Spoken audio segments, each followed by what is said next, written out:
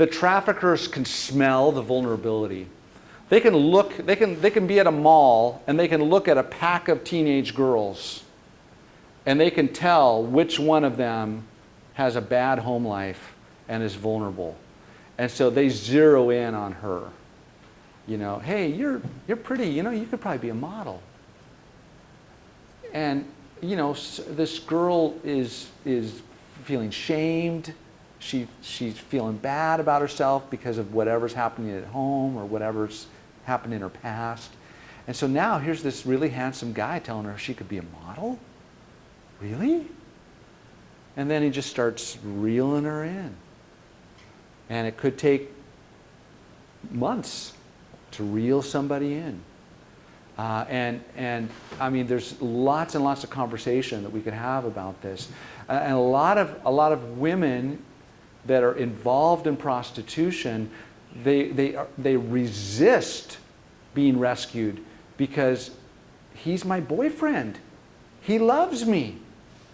I'm doing this because I love him. Really? He's addicted you to drugs?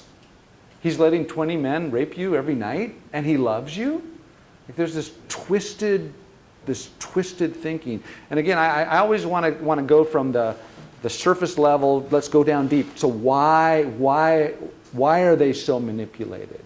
What has happened in their childhood? What has happened in their home? What has happened in their upbringing to create that vulnerability? And it's complicated, and there are many, many reasons why. Our families are incredibly fractured and broken. And so to me, well, we've got to go back to the source. How do we help families be more healthy? And I mean, there's a lot of you in this room, and I know, like me, I come out of a bad family situation, and I know probably most of you do as well. Divorce, emotional abuse, psychological abuse, verbal abuse. Some of you have been sexually abused as children. And that creates an incredible vulnerability.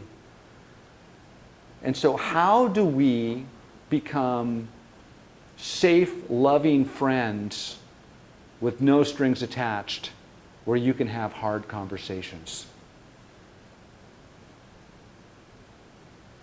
You know, and I don't know what the answer is to that, and we don't have enough time to get into all of that. And that's a heavy way for us to stop.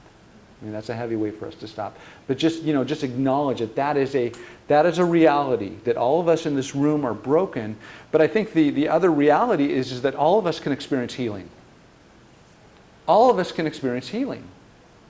And I think it begins with relationships. I think it begins with relationships. So I think just one tangible thing, and then I'll stop because I see Wendy's coming up to me. She's telling me it's time to stop. But I would just invite you to love and accept people, even if you don't like them, even if they make you crazy. You can still love them and accept them. You don't have to like them, but you can love them and accept them. And give them the opportunity to be themselves. And be a person who is a safe person where your friend can talk to you about something that's really, really broken.